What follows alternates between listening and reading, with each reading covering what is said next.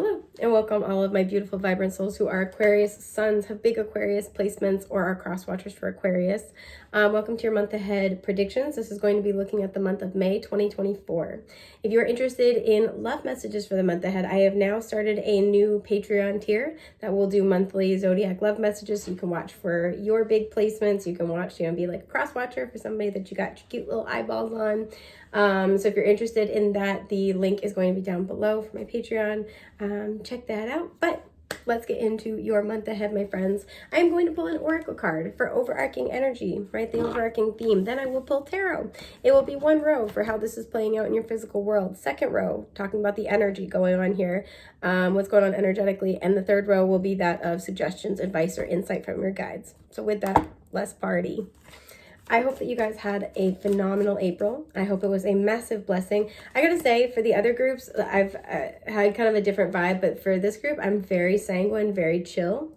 So maybe this is kind of the energy that you're gonna be in May. You're relaxed, right? You're in a receptive place. You're letting things kind of flow appropriately in your life. That's good. We like that. That's beautiful. That's great. This is why. Excuse my burp. Oh, excuse me, I'm sorry. Karmic completion is at the bottom. I feel like a lot of you guys are closing out a karmic cycle. A lot of you guys have done everything you need to do to close out a karmic cycle. So some of you guys might feel like you're vibing, you're chilling, because there's nothing else you need to do here. And I am definitely picking that up. Yeah, healing. Okay, this is why, we have a power number of 66 coming through. There's almost a mirroring energy I'm getting, so if you've put a lot of energy into healing a relationship with somebody in your life, be it romance, family, friend, coworker, etc., it feels like you've done your part, and now whatever healing needs to happen, it's like the work is on their end. That may be the case. But because you've been doing some healing work, I feel like this is going to be a month where you're in a much more peaceful place, and that's reflected back to you in your external reality. It might be that things in your external reality are calming down, and this gives you the space to do some healing work. But I feel many of you are reaping the benefits of your recent healing work, and feeling quite a lot of peace out of the situation, more peace than perhaps you felt in a while. We have a lot of blue on this card, throat chakra energy here. So some of you, it's like you said what you needed to say.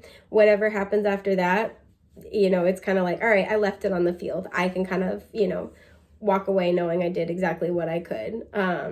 Some of you, it's like, I was saying like tennis. So like the ball's in somebody else's court and you're kind of like, all right, I served, it's fine. You're like, all right, ball's in your court, I'm just going to relax until then. That's kind of the energy going on.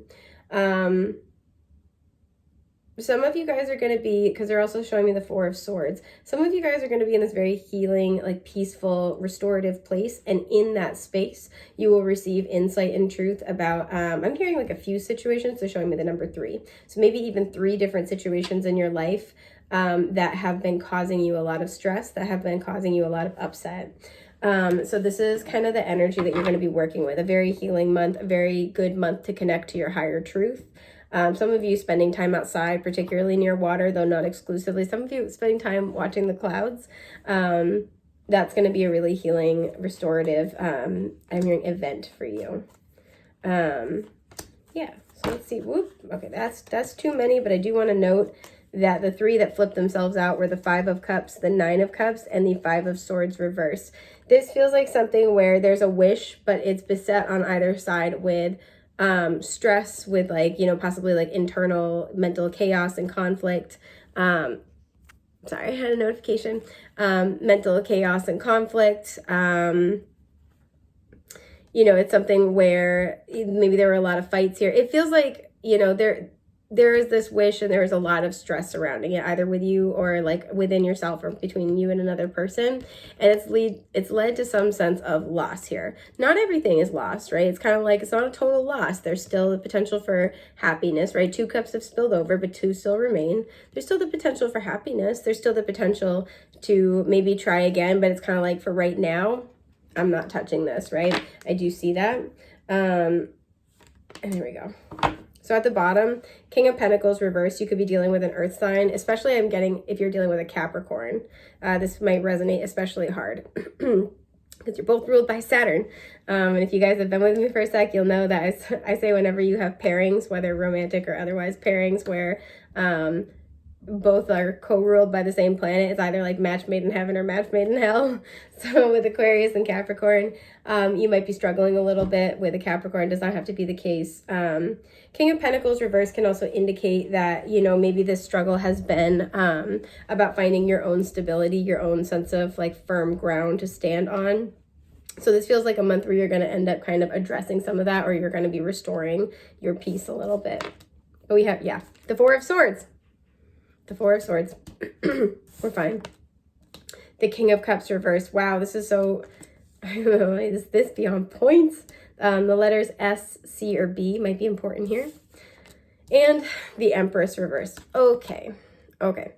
This is pretty clear, right? This is a very emotionally charged message for the month. So what's going on in your physical reality is that you're gonna have time and space. You might feel called. And I think it's so interesting that even though this is the sword suit, so the air suit, we have a river depicted right here. So again, time near water. You're going to be called to self-nurture. That's the big message with the Empress, in order to be able to find your grounding, find your center.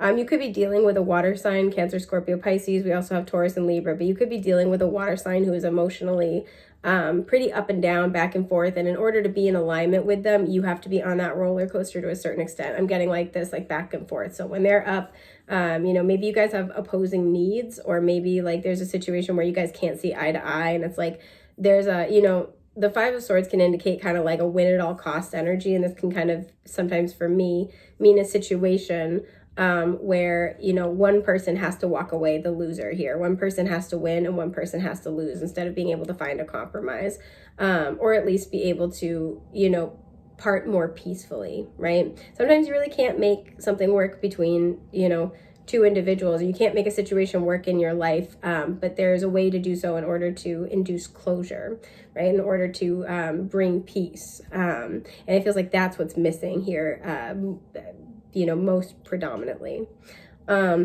Excuse me, sorry about that.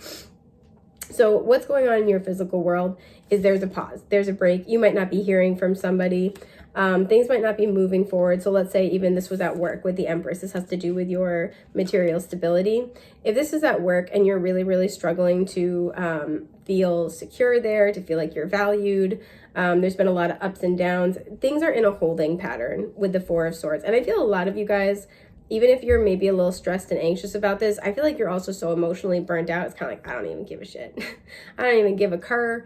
Like, I can't do that, because a lot of you guys have been on the roller coaster with this situation or with this person. So this is really talking about the call to self-nurture. A lot of you guys are going to feel, I feel like, relieved for the opportunity to go inward and kind of just like tend to yourself at this time. Because this stuff is bonkers. This is bonkadonks, my sweet friends. So I am kind of seeing that here. But let's look at what's going on energetically. There's also a sense here of things taking time with the clock. At the clock, the hands on the clock are pointed to 11 and 1. So the 1st of May, the 11th of May, or the 1st through 11th might be, you know, kind of this energy, and then things shift after the 11th. But okay. Energetically, we have the Tower. We have the Queen of Cups in reverse. You know, I never like to assume there's a relationship going on in the readings, because, you know, there's lots of different areas of life. But we do have not only the Queen of Cups coming out reversed, but under the King of Cups reversed. And the Nine of Swords. Okay. The Six of Wands is at the bottom. Interesting. So whatever this situation is, right? With the Tower, what's going on energetically is something is crumbling. What feels like it's crumbling for you is this up and down, this back and forth is crumbling. If you've been, especially again, King and Queen of Cups, both reversed, usually very emotionally stable. They're very centered in themselves. They're very mature.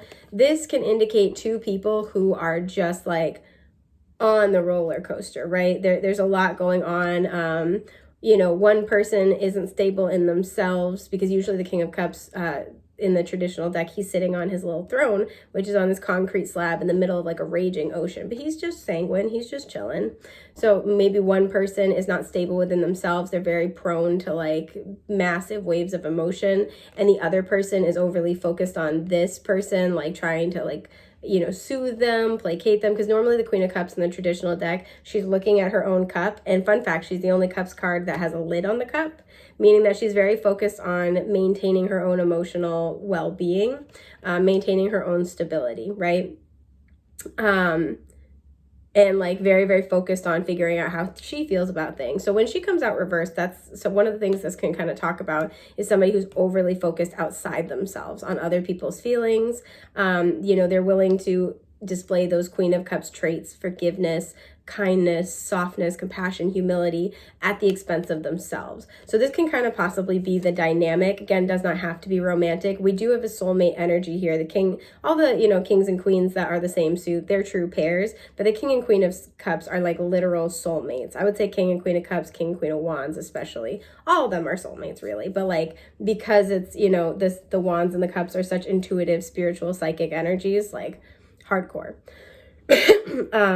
So what I'm seeing is two people who care very deeply about each other, but cannot seem to make a relationship work. So what's going on energetically, there's a crumbling. And I feel like this is, for you guys, this is like, I am not dealing with this anymore. I can't do this, right? With the Nine of Swords coming out, and especially coming out under the Empress reversed, a lot of you guys are like, I can't be worrying about this around the clock. I can't be holding my breath. I can't be continuing to put myself out there, continuing to try destabilizing myself in order to try to restore some type of harmony and balance here, especially if there's another person where it's like, I can't control what you do and you're keeping me on the roller coaster with you and I can't do that.